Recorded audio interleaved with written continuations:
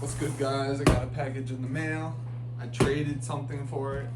So I traded a pair of sneakers, a Jordan 4. They were the military black ones, size 11. So this is actually a jacket, a Supreme jacket, which I wanted when it released, but never got it. Thought this would be easier with the axe. You can let me know if this was a good trade or not.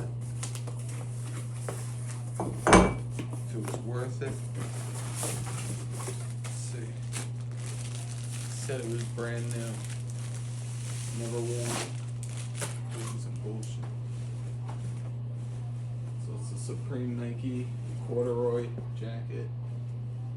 Size large. I liked it. Looks nice. It's nice inside. Not bad.